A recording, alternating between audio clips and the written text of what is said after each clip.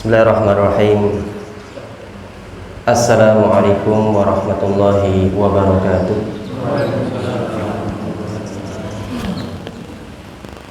Alhamdulillahil wahidil ahad, al-munazzahi 'anil syariki wasyabihi wal walad. Wassalatu wassalamu ala sayyidil bashar, sayyidina wa maulana Muhammadin wa ala alihi wa ashabihi wa man iqtafal athar. Wa billahi nasta'inuhu wa ilaihi nalja'u wa bihi na'tasimu, amma ba'du. Ayyuhal aba wal ummahat rahimakumullah, wahai para ayah dan para ibu yang semoga dirahmati oleh Allah SWT, diberikan keistiqomahan untuk selalu bertakwa kepada Allah, diberikan kemudahan untuk dapat membimbing putra-putrinya menuju kepada anak yang soleh, diberikan kemudahan membimbing putra-putrinya menjadikan mereka sebagai ahlul Quran, dan juga diberikan rizki yang lapang dan berkah, dan juga diberikan harta kekayaan yang cukup. Semoga semua impian kita dikabulkan dan diijabahi oleh Allah Subhanahu wa ta'ala. Ayah bunda rahimakumullah, terima kasih atas kesempatan yang diberikan kepada kami. Ini 3 kali atau 4 kalinya ya kami mengisi di sini. Dahulu kami memberikan materi dan ada buku yang kami berikan, yaitu hadis-hadis tentang menghafalkan Al-Quran dari kitab Riyadhus Shalihin. Suatu saat akan kita bahas lagi untuk memurojaah semangat kita dalam membimbing anak-anak dalam menghafalkan Al-Quran ya. Karena insya Allah kami memiliki beberapa tips-tips untuk bagaimana membimbing putra-putri panjenengan bisa menghafalkan Al-Quran di rumah dan selesai 30 juz insya Allah. Alhamdulillah bulan ini insya Allah ada beberapa santri kami yang selesai 30 juz di kelas 5 dan di kelas 6 karena orang tuanya, bukan karena gurunya, tapi karena orang tuanya. Oleh karena itu kitab itu akan kita bahas insya Allah suatu saat untuk memurojaah. Adapun hari ini kami ingin memberikan materi tentang memuliakan ilmu, atau kami ambilkan dari kitab Ta'dhimul Ilmi, Khulasah Ta'dhimul Ilmi yang ditulis oleh Syekh Shalih Al-Utsaimin. Sebelumnya mohon maaf, kami sedang kurang fit ya, jadi suara dan aktivitas mohon dimaklumi untuk semoga tidak mengurangi amanah kami dalam menyampaikan ilmu. Bismillahirrahmanirrahim. Saya muqaddimahi Bapak Ibu rahmatullah dari kasus-kasus yang terjadi saat ini. Saat ini banyak sekali beredar informasi di kalangan kita tentang seorang alim ulama atau beberapa kiai, beberapa ustadz yang mereka diinformasikan, diberitakan melakukan penyimpangan. Ada yang menyebutkan salah seorang syekh melakukan penyimpangan. Ada yang disebutkan pimpinan pondok pesantren melakukan, mohon maaf, pelecehan seksual. Ada yang menggunakan penyelewengan dana dan lain sebagainya. Dan mereka disebut sebagai penghafal Al-Quran, diberitakan padahal mereka menghafalkan Al-Quran, padahal mereka adalah kiai, bisa baca kitab, banyak memahami ilmu agama, ilmu syariah. Nah, tentu ini berefek kepada kita semuanya sebagai orang tua. Maka sebagian orang tua saya memperhatikan dan meneliti, mereka mulai takut memasukkan putra-putrinya ke pondok pesantren. Pendaftaran pondok-pondok sekarang semakin sedikit Bapak Ibu. Pondok pesantren dulu gelombang 1 sudah penuh, sekarang gelombang 2 belum cukup, masih membuka gelombang 3 ya. Gelombang 3 nggak cukup, bergelombang-gelombang nanti ya, buka terus di tengah perjalanan masih menerima santri pindahan siap. Nah, saking banyaknya pondok pesantren, yang kedua karena orang tua sudah mulai kehilangan kepercayaan dan rasa takut dengan hal tersebut. Bukan hanya santri putri sekarang yang ditakutkan, bahkan santri putra gitu. Waliyadzubillah, ini adalah fitnah akhir zaman ini. Lalu saya memberikan nasihat kepada saya dan panjenengan, jangan takut memondokkan putra putri kita ke pondok pesantren, karena untuk saat ini di pondok pesantren adalah tempat yang paling aman untuk pendidikan putra putri kita daripada di lingkungan rumah sekitar kita ya. Panjenengan bisa membandingkan dari mulai kata-katanya, ucapannya, pergaulan sehari-harinya, cara bermain mereka. Tempat paling aman insya Allah pondok pesantren. Akan tetapi kalau panjenengan memilih pondok pesantren, harus benar-benar disurvei siapa ustadznya, sistem penanganan pembuliannya seperti apa, kemudian banyak hal yang panjenengan bisa pantau secara langsung. Nah, untuk kita Bapak Ibu rahimakumullah, sebagai orang tua, kita khawatir putra putri kita ke depan seperti apa ya, menghadapi fitnah yang begitu berat di masa depan. Jangan sampai mereka menjadi alumni kutab, alumni pondok pesantren, penghafal Quran, memahami bahasa Arab dan ilmu syar'i, tapi melakukan penyimpangan waliyadzubillah. Nah, maka bagaimana hal itu bisa terjadi ya, dan bagaimana cara mencegah hal tersebut sebagai ikhtiar kita? Yang pertama dan paling mendasar Bapak Ibu rahimakumullah adalah yang harus dilalui adalah menanamkan anak kita agar mereka bisa memuliakan ilmu, agar mereka mampu memuliakan ilmu, mengagungkan ilmu itu sendiri. Nah, ini yang paling mendasar. Seseorang ketika memuliakan ilmu, dia akan benar-benar menjaga dirinya berada di tempat yang tepat, yang baik, menjaga dirinya melakukan perbuatan baik, bahkan meletakkan Al-Quran ilmu itu juga dengan baik. Seseorang semakin memuliakan ilmu, dia akan semakin ya mendapatkan keberkahan ilmu. Tapi seseorang ketika dia tidak mengagungkan ilmu ya, dia hanya menganggap ilmu hanya pengetahuan saja, dia akan melakukan banyak sekali penyimpangan ya. Qurannya, ilmunya itu hanya di otak, tapi tidak ada di dalam hati.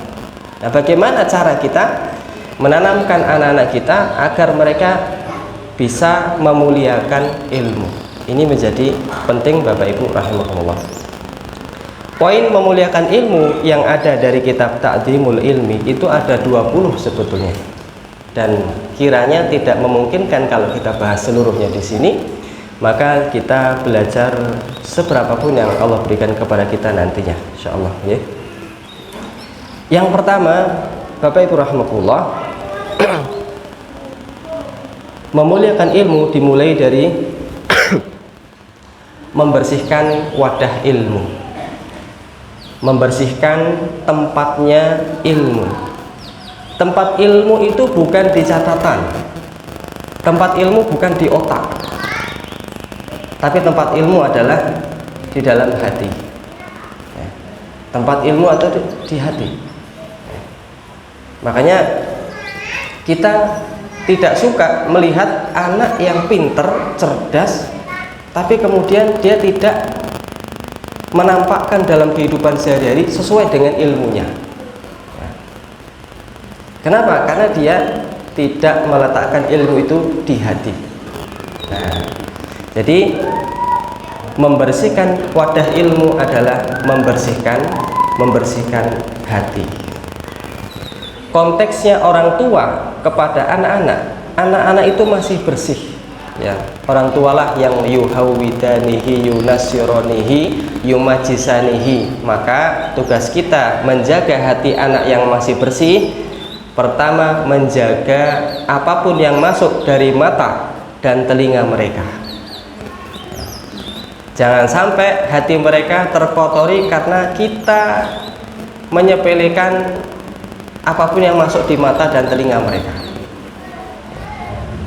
Apa? Dari tontonan.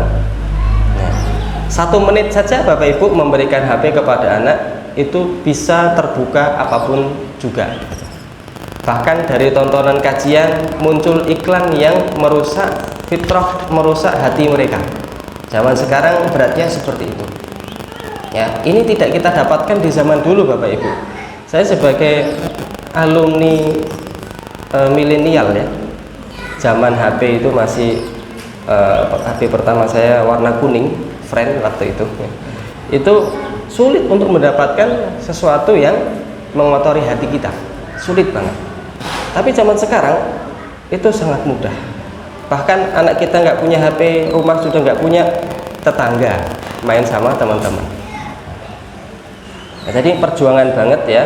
Syukur-syukur kalau sebuah sekolah memiliki kesepakatan di rumah tidak boleh memberikan HP kepada anak.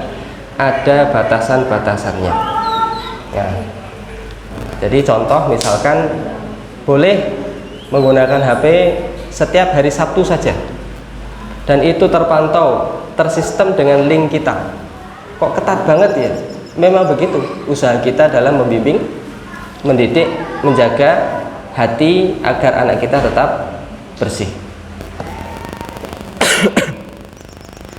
Dan juga peran orang tua untuk menjauhkan hatinya dari kata-kata kasar.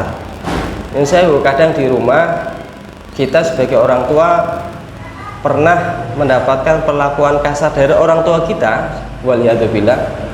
Kita usahakan tersaring dari tubuh dalam kita. Jangan kita sampaikan kepada anak-anak kita kata-kata kotor, kata-kata bodoh, kata-kata goblok, kata-kata buandel, ya, dasar anak tidak tahu diri, atau mohon maaf sekarang banyak sekali kata-kata yang seakan-akan anak-anak itu biasa. Ini saya sampaikan di sini nggak apa-apa ya. Contohnya anjing, anjrit, anjir, ya, itu kata-kata yang di sekitar kita itu sangat banyak sekali.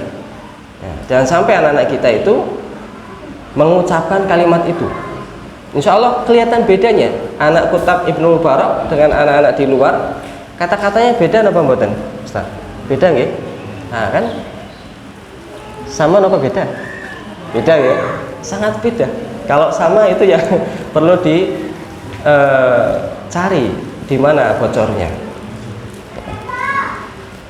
Kemudian orang tua apalagi yang bisa untuk menjaga hati anak ini, menghindari pertengkaran antara suami dan istri di hadapan anak-anak. Ya. Biasanya kalau bapaknya, "Wih lo anakmu itu," nah, anakmu itu. Kalau sing elek-elek, anakmu. Kalau sing apik-apik, "Wih anakku ini." Gitu.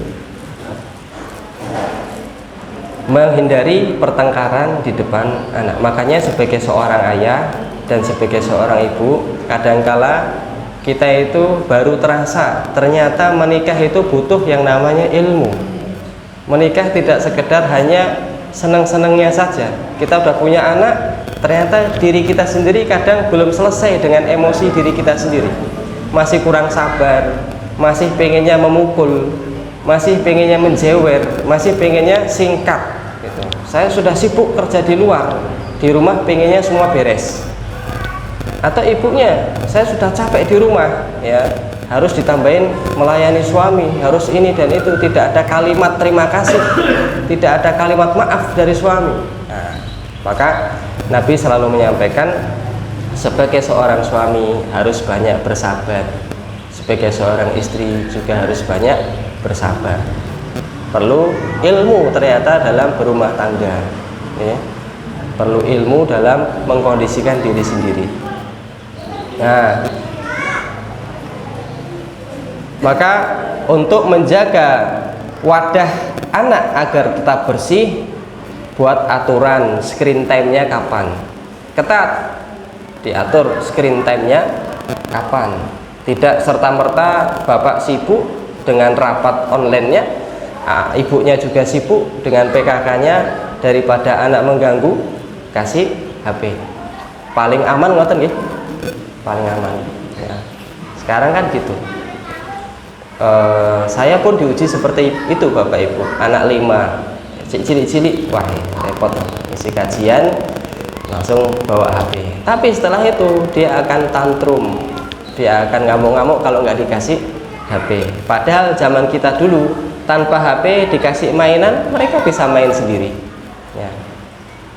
Maka perlu ada yang namanya screen time, aturan screen time ya.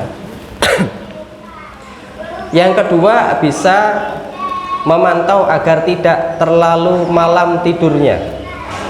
Kebanyakan orang tua kecolongan, anaknya ternyata begadang main HP, begadang main game. Nih, hati-hati dari game. Saya mendapatkan salah seorang SDM kami di salah satu tempat memiliki kendala tentang anaknya yang sudah mau lulus SMK. Tapi ternyata anaknya ini kecanduan game, sehingga selalu minta uang top up. Sehari bisa 400.000, subhanallah. Dan kalau tidak dikasih, dia kabur dari rumah, tidur di kuburan. Bapaknya pusing, pengen nyari kerjaan tambahan untuk bisa menutup biaya sehari-hari. Pak, kok kita goranak loro, biaya kok kurang, gajinya sampai kita cukup Pak. Anu loh, anak saya Ustadz, jadi harus selalu menuruti anaknya. Nah Bapak Ibu rahimakumullah, ini sudah SMA, sudah balik, kita sudah kecolongan. Jadi kesempatan paling penting kita membimbing, menjaga mereka itu dari sejak bayi sampai sebelum balik. Dalam kitab Tarbiyatul Aulad yang dituliskan oleh Syekh Nasih Ulwan, bahwasanya beliau memberikan gambaran di dalam Islam ada aturan dalam memperingatkan atau membimbing anak-anak. Pertama, kalau mereka itu melakukan pelanggaran syariat atau kenakalan, cukup dengan nasihat dulu, jangan yang langsung keras. Cukup dengan nasihat terlebih dahulu. Syukur-syukur Bapak Ibu memulai dari sejak kecil. Sepakat dengan suami istri, kita jangan langsung keras ya. Kita perlahan dulu. Kalau nanti langsung tiba-tiba keras, dosisnya itu udah tinggi. Ibarat kita itu kalau berobat langsung UGD, langsung sembuh Bapak Ibu. Tapi nanti obat-obat kecil itu udah nggak mempan. Saya pernah belikan paracetamol di apotek. Pak, jangan langsung paracetamol dulu. Obat ini dulu, obat batuk yang kadar paracetamolnya rendah dulu. Kalau langsung paracetamol, nanti dia dengan dosis kecil tuh nggak mempan Pak. Biar imun tubuhnya dulu. Makanya orang lebih memilih herbal nggih. Herbal apa? Biar imun tubuhnya sendiri kuat. Kalau obat-obat terus badannya itu tidak kuat gitu, menangkal penyakit-penyakit. Nah kalau di keluarga sudah dosis tinggi terus, wah itu cukup dengan nasihat nggak mempan. Dia harus dosis tinggi terus, bahkan lebih tinggi lagi nanti. Bahaya. Maka Islam mengajarkan untuk mengingatkan anak pertama dengan nasihat terlebih dahulu. Kalau nasihat tidak mempan, baru dosis berikutnya dengan ketegasan. Nah, nasihat itu pernah Nabi menyampaikan, ada seorang anak ambil makanan langsung blab gitu. Ya gulam samillah kul biyaminik wa kul mimma yalik. Wahai anak, makan dengan tangan, ucapkan bismillah, dan yang deket-deket dulu ya. Ini nasihat. Kalau nggak berubah ya, dengan ketegasan, ada ancaman ya, tapi bukan pemukulan. Suatu ketika Nabi SAW bersabda tentang larangan ketapel, melempar batu dengan ibu jari dan telunjuk gini. Ketapel itu dilarang Bapak Ibu ya, kalau ada anak main ketapel dilarang. Karena ketapel tidak bisa membunuh hewan buruan, dia hanya menyakiti hewan-hewan saja. Kadang buat kenakalan anak-anak, gendengnya di jedar, motornya orang jedar gitu kan. Nah, apalagi kocok jedar, maka ketapel dilarang. Nah di zaman sahabat ada anak yang dilarang bermain ketapel. Nabi bersabda, beliau melarang untuk ketapel, tapi ternyata masih main ketapel. Akhirnya diancam, saya tidak akan berbicara kepadamu sampai kamu mau bertobat, sampai kamu mau berubah. Jadi diancam, saya nggak akan ngomong sama kamu gitu. Anak bisa ngerti ya. Kadang aja anak dikasih Abi nggak sayang sama kamu, itu udah wah nangis benar-benar gitu. Itu kalau terbiasa dosisnya kecil-kecil Bapak Ibu. Kalau terbiasa dosisnya langsung pukulan, Abi nggak sayang sama aku juga kok. Wah, saya jawab ya. Dosis berikutnya baru pemukulan, tapi tidak menyakiti, tidak menyakiti. Ya. Biasanya kita orang tua kalau sudah ada masalah dengan istri, masalah dengan suami, wah Allah, berita-berita sekarang menyakitkan hati, menyayat hati. Ada seorang ayah yang membanting anaknya, ada seorang ibu yang meracuni anaknya, subhanallah ya. Maka pukulan yang tidak menyakiti. Nabi SAW suatu ketika pernah ya diberikan anggur, setandan anggur oleh salah seorang anak. Ibunya nyuruh bawa anggur ini buat Nabi.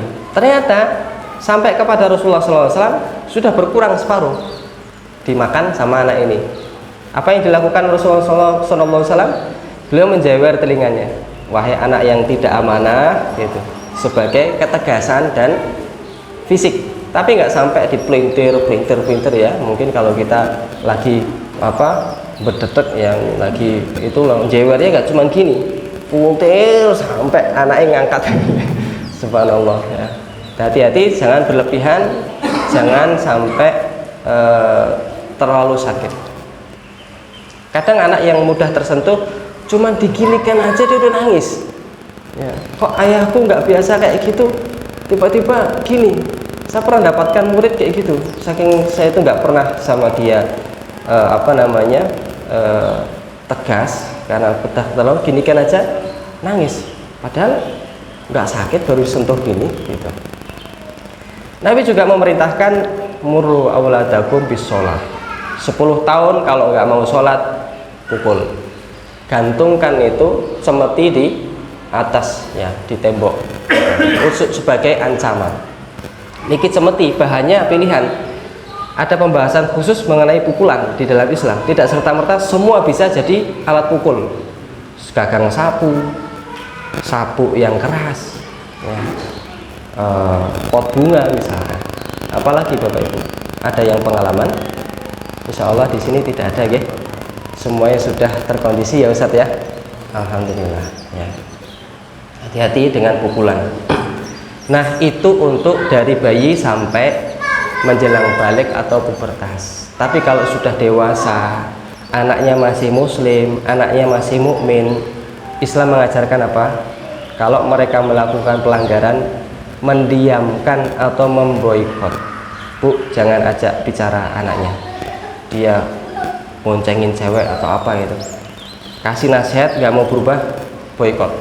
Itu yang diajarkan oleh Rasulullah SAW, memboikot Ka'ab bin Malik ya ketika meninggalkan perang Tabuk. Dan kalau anaknya ini non muslim, ada keluarga yang seperti itu ya, mungkin beda nikah, beda agama, terus anaknya ikut ibunya atau ikut bapaknya. Kalau non muslim, bariun, berlepas diri, seperti Nabi Ibrahim ya alaihi salam berlepas diri dari ayahnya. Kan repot Bapak Ibu, sudah balik, sudah dewasa, kita mendiamkannya. Jadi ibaratnya sudah kasep, sudah terlambat. Jadi ini usia paling urgen, paling penting mereka bayi sampai sebelum balik. Maka jangan disepelekan kajian wali santri, jangan disepelekan nasihat-nasihat dari asatidz di grup ya, atau pengajian-pengajian di luar sana. Karena kita ini membutuhkan ilmu, tidak sekedar kita modal ingatan dulu orang tua saya mendidik seperti ini. Beda. Dan orang tua kalau tinggal satu rumah, kadang-kadang neneknya anak-anak atau orang tua kita sering memberikan kata-kata, dulu saya mendidik anak itu kayak gini loh, bukan kayak gini. Ada intervensi kadang-kadang ada intervensi. Nah ini kadang yang agak repot, kita sendiri mau merubah pendidikan secara syar'i, tapi ada intervensi dari orang tua kadang-kadang. Bahkan pernah ada yang menyampaikan ke salah satu ustazah, neneknya cerita men-share langsung ucapan anaknya. Ya, dia mengadu kepada orang tuanya. Dulu dia udah lulus. Dulu saya mati-matian untuk bagaimana merubah sistem pendidikan saya di rumah, tapi ibu selalu ikut campur. Jadi pertentangan antara ibu dan anaknya. Pertentangan. Saya sudah belajar begini, tapi ibu selalu menghalangi saya untuk menerapkan ilmu yang saya dapatkan. Akhirnya melakukan penyesalan dan anaknya sekarang nggak mau mondok ya. Akhirnya anaknya suka menentang gurunya, kemudian tidak mau mondok dan macam-macam. Ibunya merasa ada penyesalan tapi dilempar kepada ibunya, orang tuanya. Kenapa saya mau menerapkan pendidikan saya? Sebagai mengatasi hal itu, Bapak Ibu rahmatullah, Allah sudah memberikan kita takdir yang istimewa.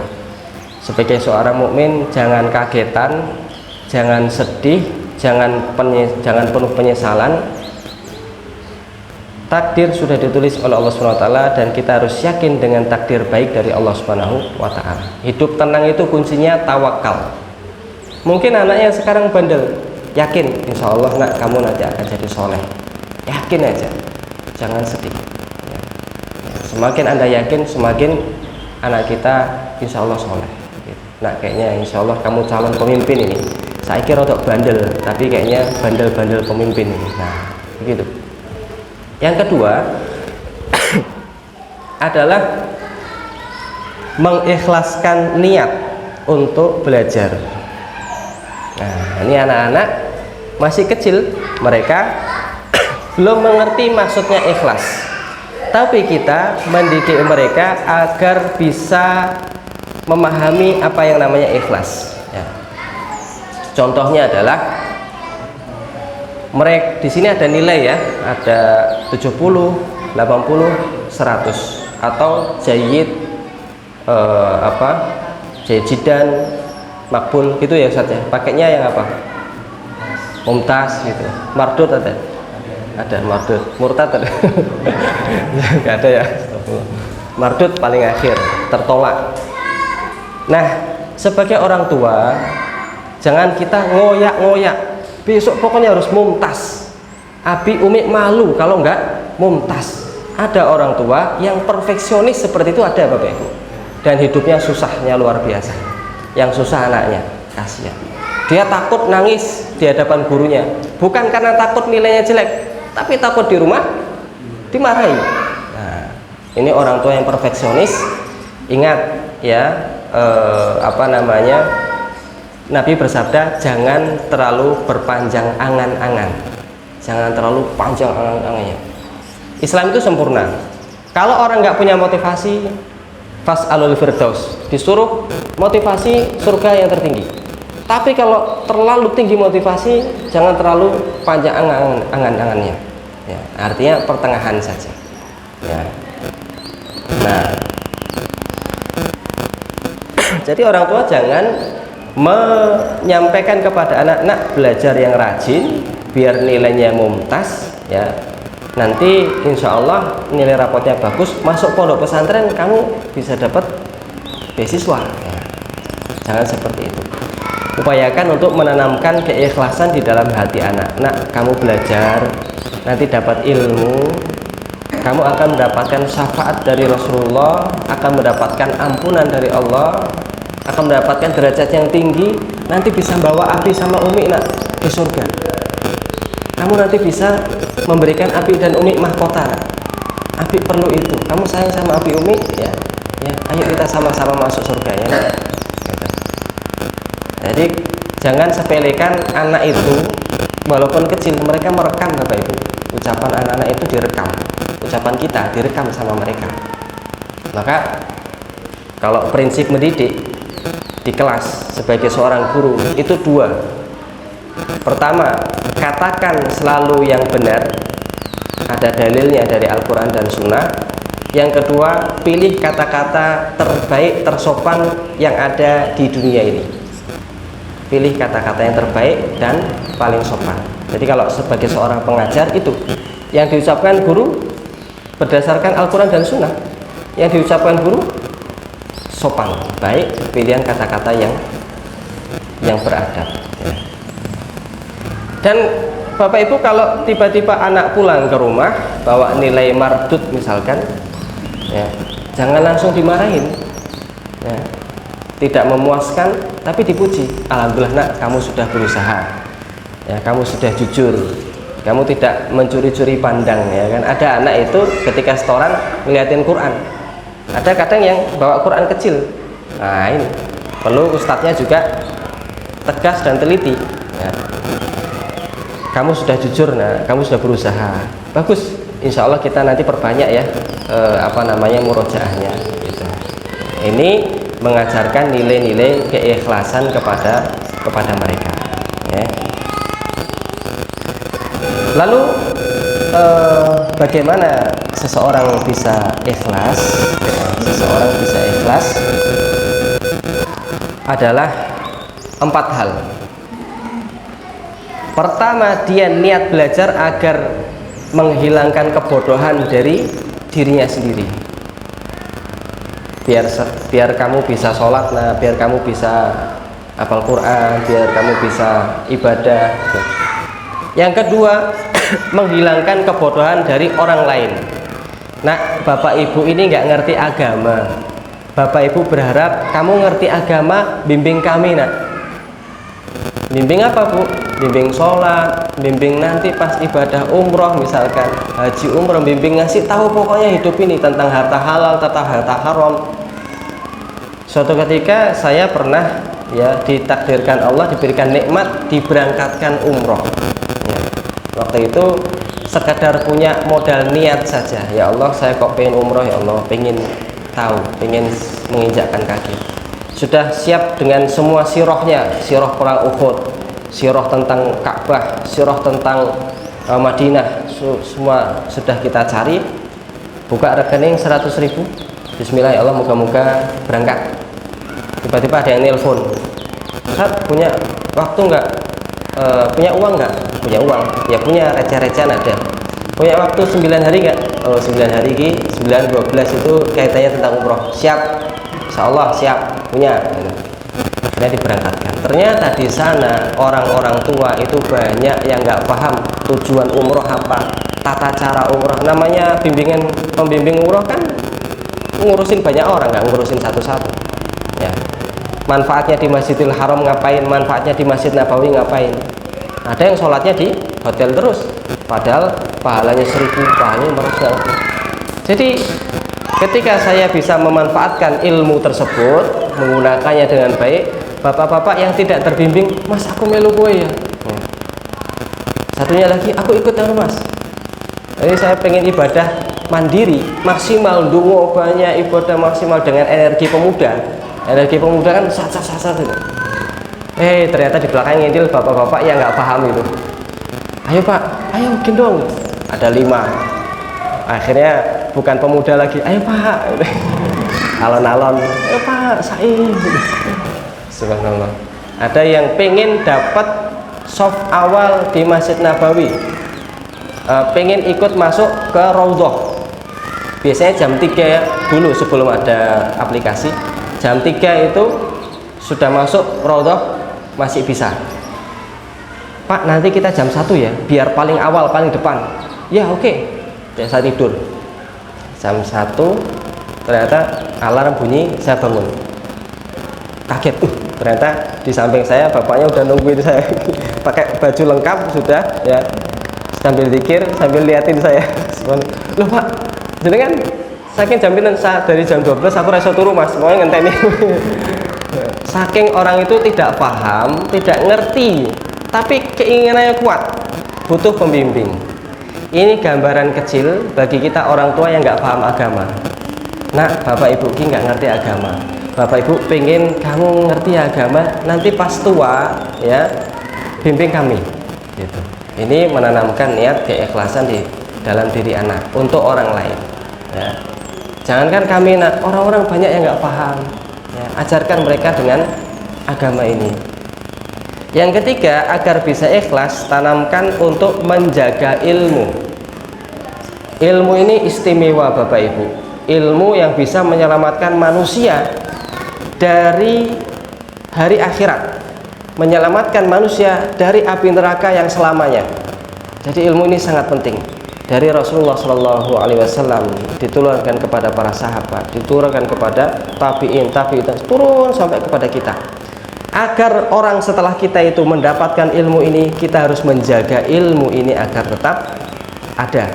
Maka tujuan kamu belajar agama di pondok itu adalah agar kamu nanti bisa meneruskan ilmu ini kepada orang setelahnya. Nah, ini ananda kita kayaknya sudah masuk pondok ya, terdaftar nih. Kalau nggak saya tanya tadi Ustadz masuk ke ISKAN Imam nggih leres sih. Oh, nggak ada suara. Ada orang tuanya. Nah, sudah mondok di mana? Terdaftar di mana? Di ISKAN Imam. Intaksiwor. Kurang tahu ya. Ya. Ada ayahnya di sini. Ada ayahnya. Sinten. Ayahnya Mas. Oh, putri ini pun bapaknya. Masya Allah. Mantuk masuk Intaksiwor ISKAN Imam Pak. Putri. Oh, yang Musto. Oh, jadi Masya Allah, mungkin mendapatkan ilmu yang bermanfaat.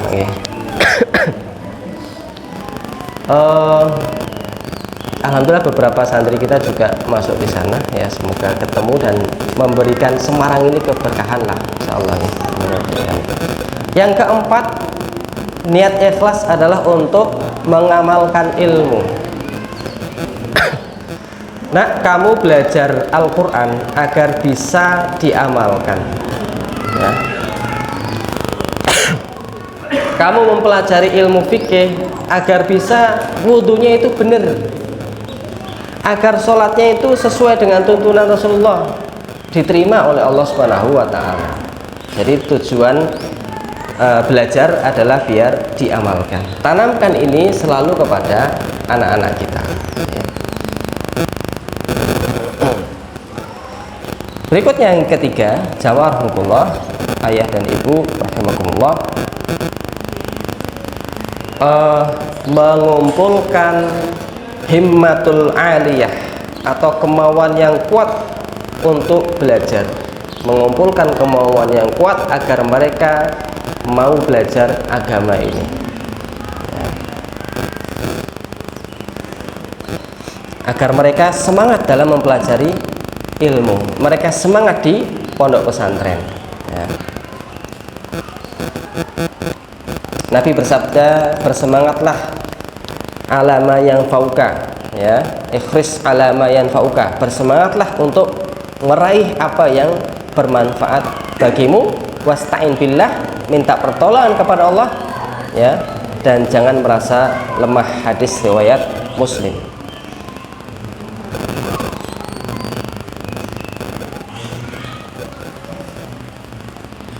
Nah, ini kadang-kadang anak-anak itu futur atau males menghafal, kadang-kadang males, capek ya. Mengerjakan tugas kadang-kadang males. Maka sebagai orang tua kita memberikan semangat, kumpulkan alasan-alasan kenapa anak harus belajar. Menghafalkan Quran, aku sudah 5 juz. Ini untuk bisa 5 juz sekali duduk susah banget ya. Kumpulkan semangat buat anak. Ayo nak, ditaruh dulu, Abi ajak jalan-jalan, nanti kita ngaji lagi ya gitu. Kalau udah sepaneng jangan dipaksa ya, taruh dulu, kita jalan-jalan ya. Mau kemana? Aku mau ke mall Bi. Nah, kalau mall kan mahal ya, kita yang murah aja ya. Pasar Johar gimana? Ya boleh, pasar Johar. Diskusi ya, aku mau ke pantai ya, jalan-jalan dulu. Habis itu tapi janji nanti ngaji lagi ya. Ya okay. Atau ini 5 juz, kalau nanti bisa selesai Umi, Abi kasih hadiah. Nah, ini kalau sebagai motivasi di tempat kami selalu ada hadiah dari orang tua wajib. Ketika itkon masa ujian Quran, anak mau ujian berapapun hasilnya, semua orang tua wajib mengumpulkan hadiah di kantor. Ada hadiahnya mainan remote, ada hadiahnya. Hadiah itu bertahap Bapak Ibu, jangan langsung sepeda, jangan. Nanti anak dikasih sepeda, berikutnya dikasih mainan mobil-mobilan, udah nggak mau, bosan. Oh, kemarin sepeda cilik, ini bertahap. Nah, jadi ada hadiahnya sebagai motivasi. Jadi cari sebab-sebab agar anak itu semangat, ya, membangun semangat buat mereka. Hadiah boleh, jalan-jalan boleh, kemudian motivasi kata-kata yang menyentuh boleh. Nah, dulu Abi ceritakan masa lalu pernah mengalami hal yang sama, kesulitan dalam menghafalkan Al-Quran, tapi Abi dulu bangun jam 1 malam, ya, minta pertolongan sama Allah, kemudian berusaha menghafalkan Quran. Ini kan usia-usia sekarang banyak orang tua yang hafal Quran, banyak sudah. Para ustadz, alumni pondok pesantren sudah banyak yang melalui masa-masa belajar bisa memberikan motivasi dari pengalaman pribadinya. Jangan disia-siakan pengalaman pribadinya, ceritakan kepada anak-anak.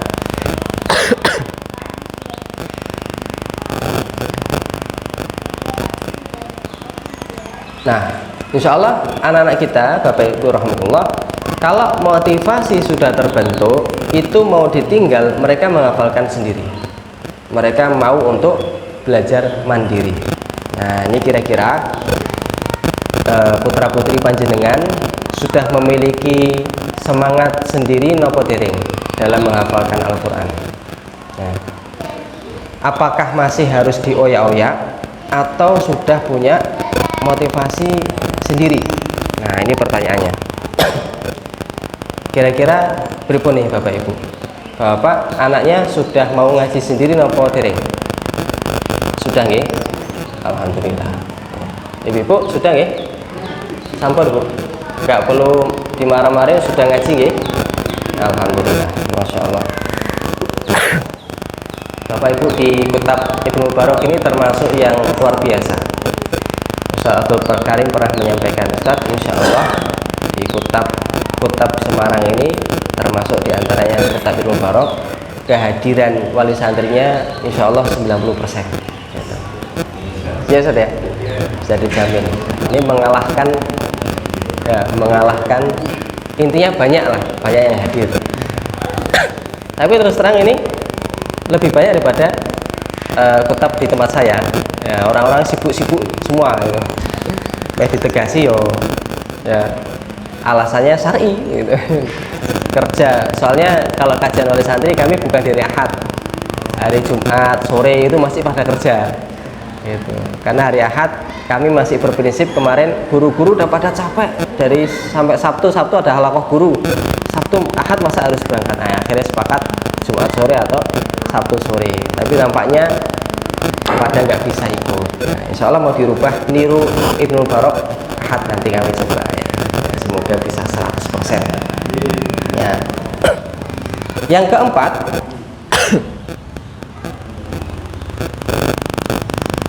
prioritas belajar Al-Quran dan Sunnah, Al-Quran dan hadis Nabi ya, Al-Quran dan hadis Nabi, karena semua ilmu baik akidah, fikih ya, fikih ibadah, fikih toharoh, apapun itu dari hadis, dari Al-Quran dan hadis. Jadi anak-anak makanya di sini diajarkan hafalan Al-Quran dan hafalan hadis. Biasanya di sini hafalan juz 30, juz 29, 28 atau dari 1, 2, 3. Dan juga hafalan hadis. Penting ya. Hadis Arba'in An-Nawawi atau hadis di sini pakainya apa Ustaz? Arba'in ya, dihafalkan ya. Ada yang selesai 40, 20. Targetnya 20. Ya, Masya Allah, 20 itu sudah luar biasa, bisa 1 tahun 2 tahun itu kalau nyambi belajar yang lain ya.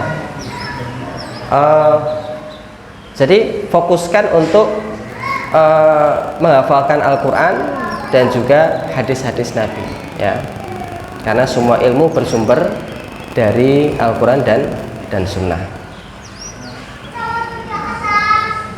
Jangan fokuskan ke bahasa Inggris. Di Tembalang muncul sekolah baru, ya, ada sekolah internasional lah pokoknya. Ada sebagian orang tua kami yang tertarik pindah ke sana, tertarik karena internasional, ngajari bahasa Inggris, ngajari matematika, semua ilmu diajari.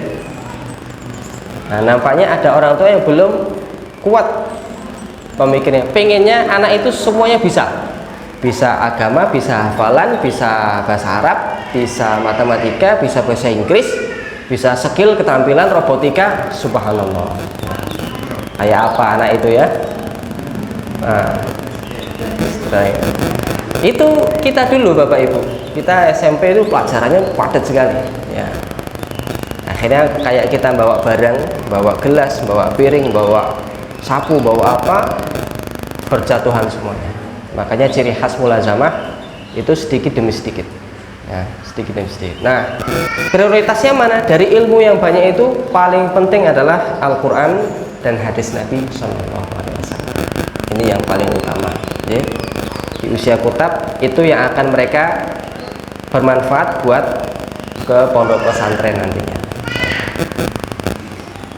Poin nomor 5, menempuh jalur metode yang benar. Sebagaimana dalam Manzumah Alfiyatu As-Sanad, beliau mengatakan ya, tidak akan mencapai puncak walaupun 1000 tahun ya, ketika dia tidak menempuh jalur yang benar ya. Jadi salah jalan. Begitu juga orang mempelajari agama ini, kalau salah jalan dia tidak akan sampai,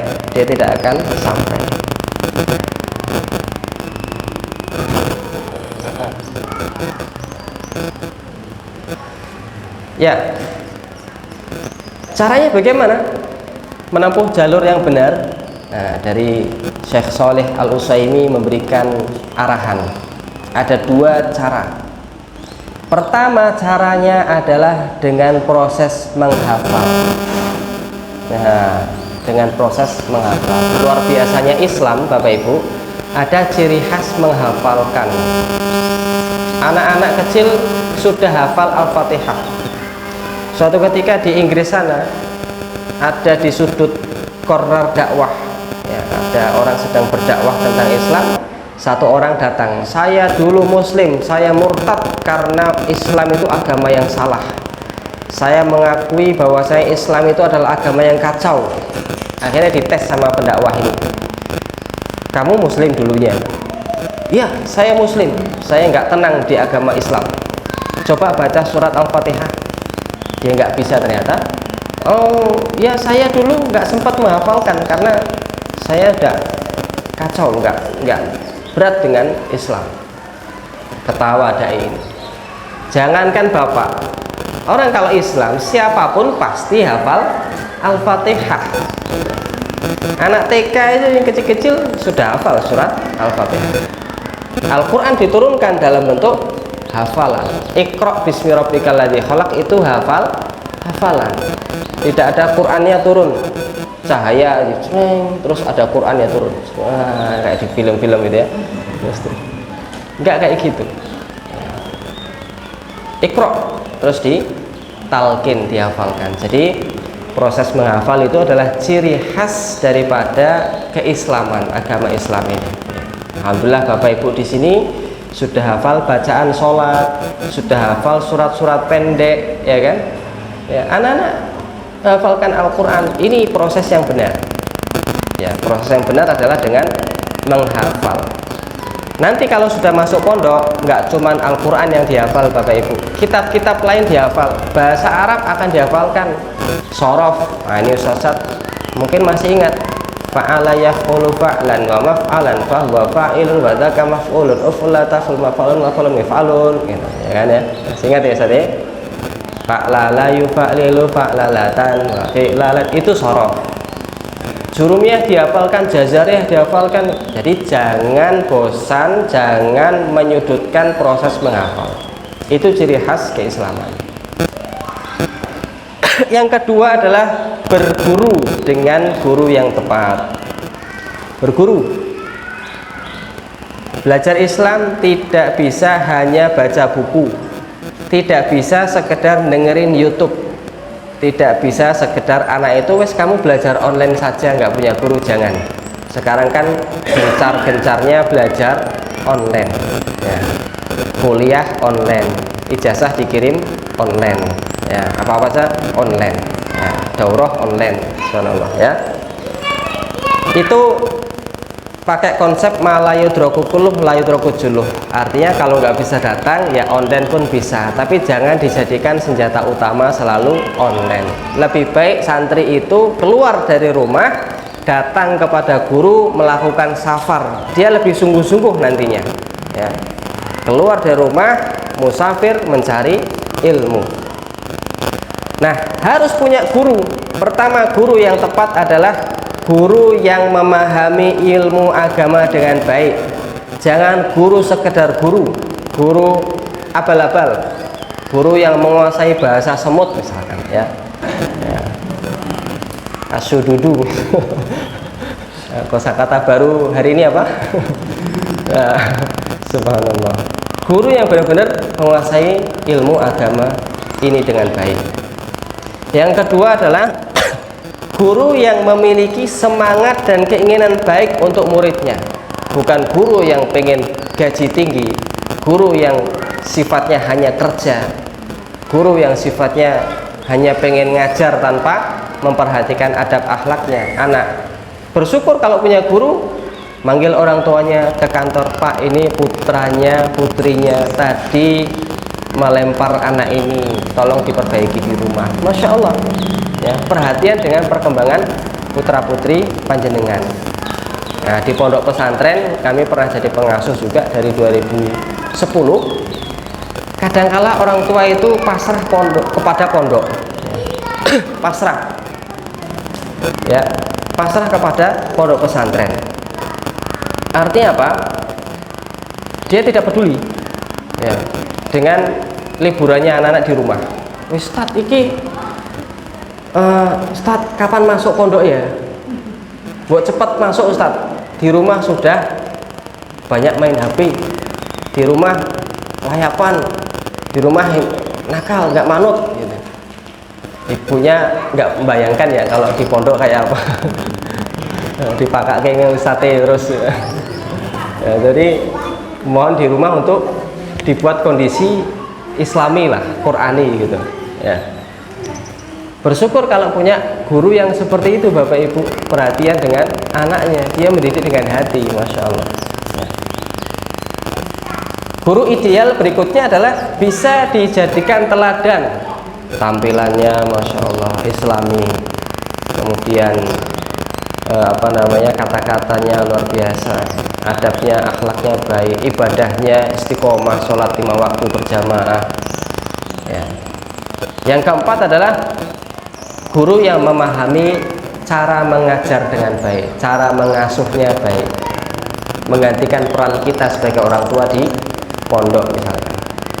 Nah, salah satu ciri pondok yang kurang baik biasanya kepengasuhan hanya diserahkan kepada ustadz-ustadz mudanya saja ya. Ustadz senior tidak turun langsung. Nah, biasanya ustadz muda itu terbatas pengetahuan mendidiknya ya, dia hanya mendidik seperti kakak dan adik, daerah beres jeder, dia tidak dari hati ke hati. Tapi ada juga ustadz muda yang sudah memahami bagaimana cara mendidik, ada. Makanya perlu kita survei, ini pengasuhnya siapa sih, ada suyuhnya enggak, ada ustadz senior yang turun atau enggak, seperti itu. Oke.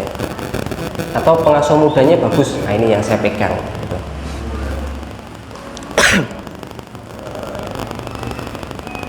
Nomor 6,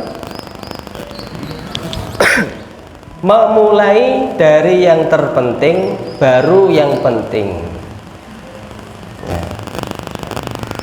Kita juga di rumah Bapak Ibu harus bisa membedakan mana yang harus anak-anak dapatkan terlebih dahulu. Imam Ghazali memberikan saran 3 ilmu fardu ain yang harus diajarkan oleh guru maupun orang tua di rumah. Yang paling penting ya, kalau Al-Quran dan Sunnah tadi pondasi utama, itu sumber ilmu. Tapi 3 ini cabang ilmu yang paling penting yang harus diajarkan oleh guru dan orang tua terutama di rumah. Pertama apa? Tauhid atau akidah atau keimanan. Makanya kurikulum Kutab hanya 2, iman dan Quran. Karena iman ini adalah paling utama, fardu ain, harus diajarkan kepada anak-anak. Sebagaimana kurikulum Kutab diskusi atau apa kalau istilahnya Ustaz, percakapan tentang keimanan. Nah, siapa yang menumbuhkan tanaman? Allah. Siapa yang memberikan api rizki? Allah. Siapa yang memberikan sakit? Allah. Siapa yang Allah mengutus Nabi terakhir? Siapa? Nabi Muhammad. Siapa yang memberikan syafaat kepada kita? Nabi Muhammad SAW. Al-Quran ya, tentang keimanan 6 itu diajarkan. Iman kepada Allah, malaikat, kitab-kitab Rasulullah, para nabi, takdir baik dan buruk ya. Ada 6, itu kita ajarkan ya.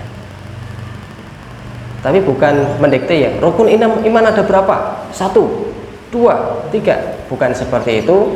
Dalam komunikasi sehari-hari kita memberikan teladan dan juga nasihat. Teladannya apa? Di rumah jangan sampai ada kesyirikan. Bapak membawa jimat ya, menggantungkan jimat ya. Karena masih ada sebagian pebisnis masuk tukang cukur ada kalimat rajahnya di atas kitmir misalkan atau apa ya, atau orang tua masih ya bergantung kepada dunia ya, kepada dunia, melebihkan di atas Allah Subhanahu wa Ta'ala. Ilmu fardu ain yang kedua adalah fikih toharoh dan fikih ibadah. Ajarkan anak itu wudhu yang benar, ajarkan anak itu sholat yang benar, ajak dia ke masjid ya. Laki-laki, cara mendidik anak laki-laki paling penting adalah ajak selalu ke masjid, jamaah di masjid, rutin itu. Jangan sampai wah sakno rek sik ngantuk. Paling sulit subuh sebetulnya, kita harus bangunin, nanti harus dimandiin misalkan ya, terus dibawa ke masjid ya. Insya Allah putra putri yang ikhwan sudah istiqomah nggih ke masjid nggih ya, dicobi Bapak Ibu rahmatullah. Yang ketiga, ilmu fardu ain yang harus diajarkan kepada anak-anak di rumah dan juga di sekolah adalah tazkiyatun nufus dan adab akhlak. Tazkiyatun nufus, bagaimana mereka mengelola kesabaran. Jangan serba instan, diajari sabar. Nak, kita mau beli mainan ya, nabung dulu. Oh mau beli mainan, ayo Abi aja. Harus ada usaha. Nak, nanti kalau sudah selesai juz 30 ya, baru Abi beliin mainan. Ada ikhtiar, menanamkan kesabaran. Tidak semua diladeni. Mau mainan, ayo. Mau es krim, ayo ya. Mau umroh, ayo. Nah, biasa. Mau apa, ayo ya. Harus diajarkan kesabaran. Jadi tazkiyatun nufus itu bagaimana mereka mengelola amarah. Nah kalau marah jangan pukul, jangan. Bagaimana mereka mengelola kesabaran, bagaimana mereka tawadhu di hadapan orang lain. Tazkiyatun nufus dengan adab akhlak itu berkaitan. Orang yang nufus jiwanya baik itu mudah untuk berakhlak yang baik. Kalau jiwanya buruk, mudah emosi, mudah ini, dia sulit untuk memuliakan orang lain. Berakhlak yang baik sulit. Jadi berkaitan.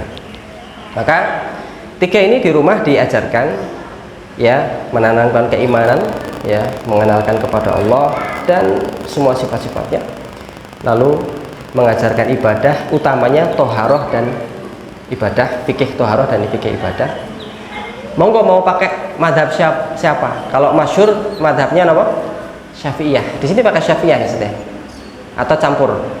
Nah ini saya kasih konsep ya Bapak Ibu biar nggak bingung dalam mempraktekkan fikih dalam keseharian kita. fikih itu ikhtiar para ulama untuk mengajarkan bagaimana ibadah yang sesuai dengan tuntunan Rasulullah.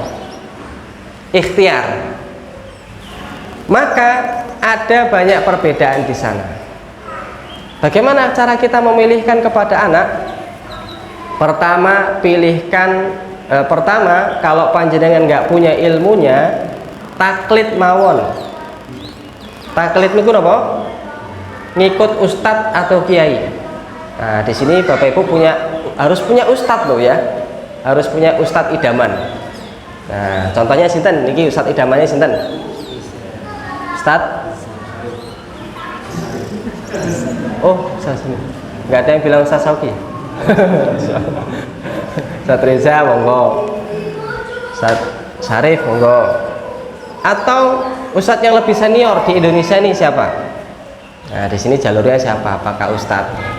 Nah, Ustadz Abdul Karim, Ustadz yang jalurnya Ustadz Syafiq, Ustadz. Saya kalau lebih terpercaya, saya yakin karena teliti detail itu saya lebih suka Ustadz Firanda. Ya, secara ilmiahnya itu, insya Allah yakin. Nah, jadi kalau singkat, saya juga bertaklid. Kalau nggak sempat untuk membuka-buka meneliti, saya bertaklid. Pokoknya kata Ustadz ini, insya Allah bisa dipegang. Nah, jenengan siapa ustadz yang pokoknya kalau ustadz yang ini saya yakin bener. Nah, ustadz siapa? Ustadz Adi Hidayat ya. Ustadz siapa lagi? Jangan sampai kita berbeda ustadz lalu bertengkar ya, jangan sampai ya. Nah, ustadzku ini, oh itu ustadz Subhat. Jangan ustadz ini. Nah, salah. Udah nggak zamannya lagi ya. Udah nggak zamannya lagi. Pertama Bapak Ibu, panjenengan boleh kalau nggak punya ilmu memilih taklid. Pokoknya kata ustadz ini cara wudhunya itu begini. Oh, wudhunya itu ke belakang, ke depan, terus diusap. Nah, ustadz ini bener, saya nanti wudhunya gini ya. Masalah wudhu itu beda loh Bapak Ibu. Kalau Syafi'iyah betul itu ke belakang. Syafi'iyah itu ngusap telinga itu berkali-kali, ngusap wajah juga telinga dibasuh, ngusap rambut juga telinga dibasuh. Setelah itu telinga dibasuh sendiri. Nah, itu kalau benar-benar Syafi'iyah. Karena telinga ini tidak masuk bagian manapun. Wadik. Ini masuk mana Pak? Masuk wajah apa buatan? Bingung kan? Ini masuk wajah atau masuk kepala, rambut atau sendiri? Nah, maka Syafi'iyah malah berkali-kali diusap. Bingung kan, kita nggak ada ilmunya, taklid kepada Ustadz Fulan. Oh, Ustadz Firanda, cukup begini ke belakang, gini nak caranya. Nah, jadi pertama taklid ya. Kalau Bapak Ibu punya ilmunya dan punya waktu untuk meneliti, googling. Oh, ini pendapat perbedaan ini dan ini. Jumhur ulama, pilih yang jumhur, pilih yang rojih, pilih yang semua sepakat. Paling banyak siapa? Pendapatnya ini. Oke, saya pilih yang ini gitu. Nah, baru jenengan terapkan ke anak. Jadi Bapak Ibu jangan pasrah bongkoan, sebetulnya harus juga googling ya. Ini dua metode ini ya, cara menggunakan fikih untuk mengajarkan ibadah ataupun thaharah kepada anak-anak. Nah, kunut juga gitu ya. Di sini insya Allah nggak pada kunut ya. Sini kunut apa enggak? Oh, kunut. Jangan sampai itu membuat perpecahan, perbedaan ya. Nah, intinya masalah fikih itu taklid.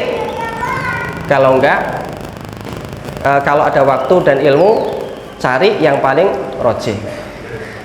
Pondasi kedua, fikih itu jangan dijadikan alat untuk perpecahan.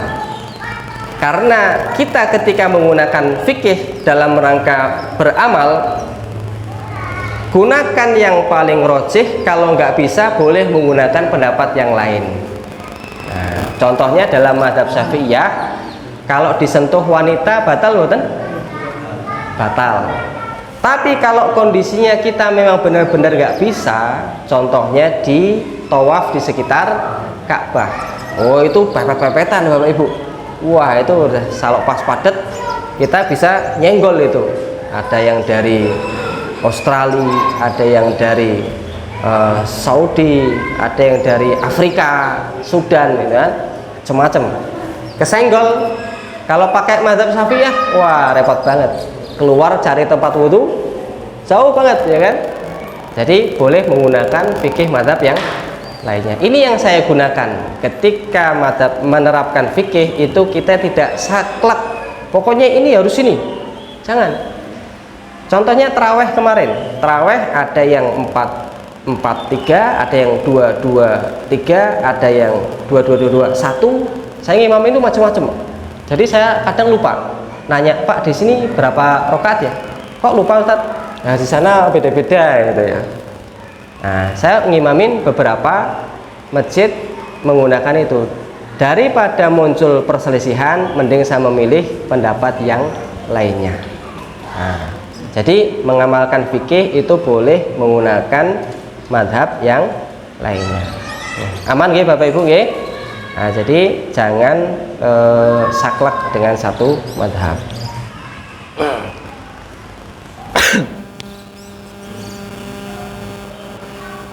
Nomor 7, segera belajar mumpung masih muda.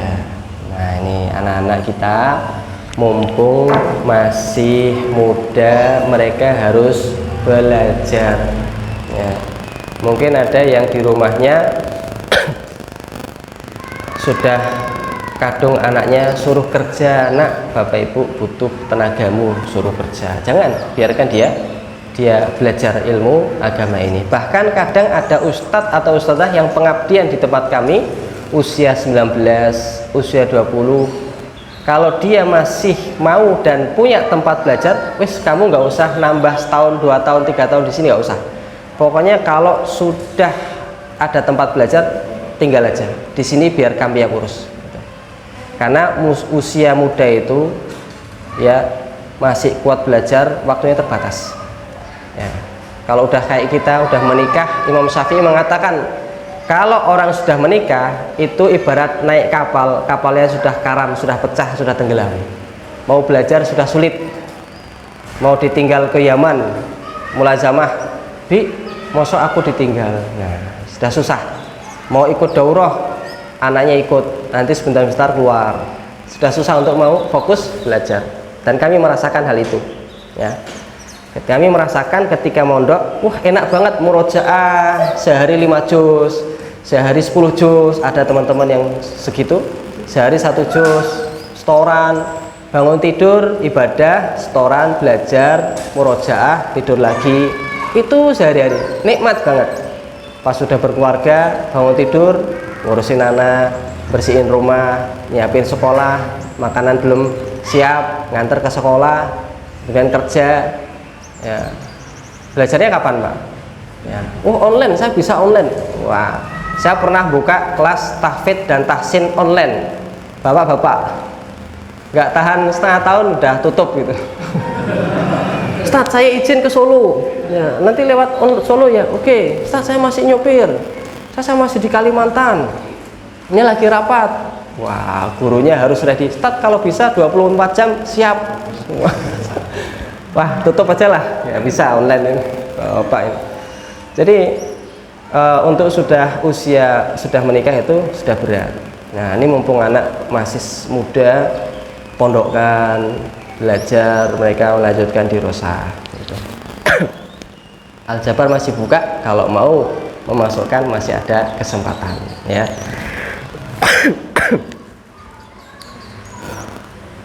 Nomor 8. Tadarruj dalam menuntut ilmu, perlahan dan bertahap dalam mencari ilmu, perlahan dan bertahap. Anak-anak kita harus kita pahamkan, jangan tergesa-gesa dalam menghafalkan, jangan tergesa-gesa dalam belajar, ya. Pokoknya langsung 2 lembar, langsung 3 lembar, langsung 1 halaman, jangan. Sesuai kemampuan mereka terlebih dahulu, ya. Kalau di tempat kami ada kategori klasifikasi. Anak ini 1 hari bisa 1 halaman, berarti di mutabaahnya sehari-hari dia setor minimal 1 halaman. Anak ini mampunya setengah halaman, sehari-hari dia minimal setor setengah halaman. Ada yang sudah bisa 1 lembar, 1 hari 1 lembar. Jadi sesuai kemampuan masing-masing ya. Dan tadarruj, urut dari kitab-kitab yang kecil, jangan langsung kitab yang besar. Maka kalau hafalan Quran prioritaskan ke mutkin Bapak Ibu dan tahsin. Sebelum mondok usahakan tahsinnya bagus dulu dan hafalan yang didapatkan itu lancar, nggak usah ngejar banyak tapi lancar. Mutkin itu lebih utama ya, karena pondok-pondok itu lebih mengutamakan kelancaran. Pernah selesai 30 juz tapi nggak ada yang lancar, dianggap tidak pernah gitu. Jadi mending bawa yang 5 juz lancar, itu lebih bagus ya. Saya pernah dari Al-Kutab Gedawang pernah dulu mengirimkan santri-santrinya kepada kami sama istri untuk jalsa waidah dulu sebelum ada ustadzah yang banyak, 7 juz sekali duduk. Masya Allah lancar-lancar, kayak apa, kayak orang gremeng gitu. Bukan saking lancar ya maksudnya, 7 juz itu sekali duduk langsung selesai, subhanallah. Prioritaskan ke mungkin. Alhamdulillah santri-santri di sini sudah berapa juz Ustaz? Sekali duduknya? Sekali duduk. Ya. Ada yang 3, ada yang 5 ya. Masya Allah, luar biasa. 15 ada Ustaz? Insya Allah ya, menuju 5 itu sudah bagus banget Ustaz. Jangan bandingkan dengan sekolah umum di luar, sekolah formal ya, kadang juz 30 nggak selesai ya. Kadang cuman setoran-setoran aja. Tidak dipungkiri mereka pelajaran sangat padat sehingga mengesampingkan Al-Qur'annya. Maka bersyukur panjenengan berada di Kotak Ilmu Barok dengan segala suka dukanya menghafalkan 1 juz, 2 juz, 3 juz hafalan Al-Qur'an. Itu sangat berharga. Panjenengan harus hargai capaian hafalan anak-anak ya. Jangan dibandingkan, wah kok nggak apal toh matematikanya, kok elek toh matematikanya, jangan gitu ya. Selalu hargai ilmu mereka, perlahan dan bertahap. Setiap anak beda-beda, ada yang pelan, ada yang agak lemot nyun sewu, ada yang cepat ya. Hargai, jangan saling menyalahkan. Kok iso toh ya, koyo abimu wae ya, nyalahkan orang tuanya. Ya, kayak umikmu ya, jangan seperti itu. 9. Sabar dalam mencari ilmu. Kita tanamkan kepada anak-anak agar jangan mutungan, jangan emosian, harus sabar dalam mencari ilmu atau belajar ya.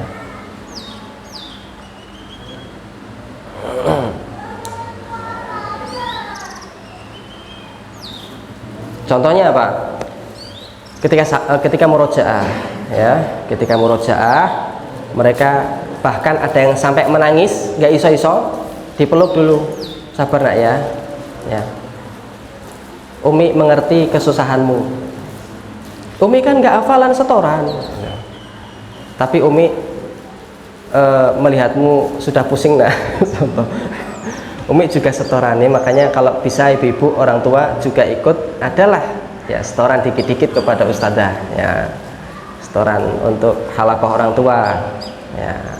Setidaknya ada usaha membersamai anak-anak. Nak, ibu ngerti kesusahanmu ya, ibu juga setoran hafalan ya.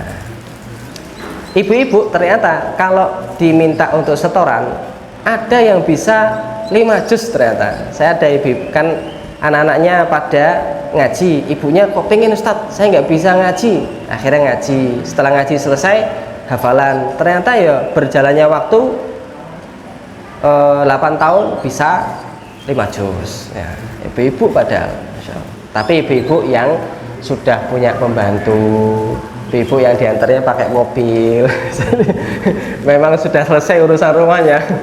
Tak tanya, tak telitian, ini ibu siapa? Oh ternyata istrinya dokter, terus nggak ngapa-ngapain, ya cukup belajar, pulang ke rumah setoran murojaah gitu. Oh yes, pantes lah. Tapi sing masak, anak limo ya, ngurus rumah sendiri tanpa pembantu ya, selalu turun kelas. Semoga Allah berkahi ibu dengan itu, sabar nggih. Ada pahala di balik melayani keluarga. Nomor 10, memperhatikan adab dalam belajar. memperhatikan adab dalam belajar. Kita mengetahui istilah adab sebelum ilmu. Artinya apa? Selama mencari ilmu harus menggunakan adab. Maksudnya itu. Ya, selama mencari ilmu harus menggunakan adab. Bahwasanya adab adalah ilmu itu sendiri. Ya. Sekalipun online, Bapak Ibu harus mengajarkan pakai baju yang rapi, ya, pakai peci atau pakai jilbab, kemudian duduk yang tenang, ya, duduk kemudian video. Ya, gunakan adab yang baik. Nasihati kepada anak, nak, sebelum berangkat sekolah, di sekolah nanti jangan rame ya di kelas. Ya, ikuti perkataan guru dengan baik. Ya. Nomor 11, ini karena mungkin saya jarang-jarang ngisi di sini, saya coba menghabiskan poin-poinnya tanpa penjelasan terlalu detail. Nanti panjenengan bisa kembangkan sendiri. Ya. Nomor 11 adalah menjaga ilmu dari perkara yang merusak muru'ah atau kehormatan. Menjaga ilmu dari perkara yang merusak kehormatan. Apa contohnya? Anak-anak kita, anak-anak yang suka ngegame, itu mencederai kehormatan ahli ilmu. Coba bayangkan, sekarang ada para ustadz di pondok pesantren menyimak hafalan tapi suka ngegame. Kira-kira pantas mboten Bapak Ibu? Nggak pantas ya. Hati kecil kita mengatakan nggak pantas gitu. Jadi ustadz hafal Quran 30 juz tapi suka ngegame. Ya. Kalau DPR ya rotok pantas lah. Ini direkam tadi ya? Aduh, nyenggol-nyenggol ini. Subhanallah. Nah, di skip nanti. Nah, anak-anak diusahakan tampilannya, sikapnya itu tetap menjaga muru'ah. Cara berpakaiannya menjaga muru'ah, kata-katanya menjaga muru'ah. Itu yang harus kita ajarkan kepada mereka. Ini kalau para ustadz tahu di lapangan mereka bermain bola, tiba-tiba muncul kalimat-kalimat kotor, langsung panggil. Ya, nak, ini siapa yang ngajarkan? Dapat dari mana? Ditelusuri. Aku main ke rumah teman Ustadz, ada temanku yang ngajarin. Contoh. Nah, ditelusuri, kasih tahu orang tuanya, Bu, ada kebocoran di sini. Ya, tolong dijaga. 12. Memilih teman yang soleh dan mendukung untuk belajar. As-sohib sahib. Teman adalah setir, teman adalah sopir. Ya. Apa as-sahib maksudnya apa, Ustaz? As-sahib sahib. Nah, saik, oh saik sopir ya. Nah, ya. Saik sopir. Jadi teman kita akan menuntun kepada kemana mereka sukanya. Biasanya mondoknya pun bareng. Koncoku mondok ini, aku pengen ini, itu contohnya. Jadi ibu-ibu harus tahu, bapak-bapak harus tahu siapa saja temannya anak-anak ini. Di pondok nanti juga harus tahu siapa temanmu, nak. Kalau dia jawab aku nggak punya teman, bahaya. Anak yang sendirian berbahaya. Ya, dia tidak bisa bersosialisasi atau dia melakukan pelanggaran yang tidak ingin diketahui oleh orang lain. Jadi memilih sendiri. Yang kedua, kalau dia menjawab aku temanku ini, nah perhatikan temannya ini, tanya ustadznya kayak apa temannya, apakah suka melakukan pelanggaran atau temannya baik. Kita harus perhatian siapa saja teman-teman anak kita ya. Ini baik di sini maupun di pondok nanti. 13. Menghafal, murojaah dan bertanya pada alim. Aktivitas ini penting kita ajarkan kepada anak-anak untuk mereka mereview. Di rumah harus punya waktu untuk mengulang pelajaran, ada waktu belajar.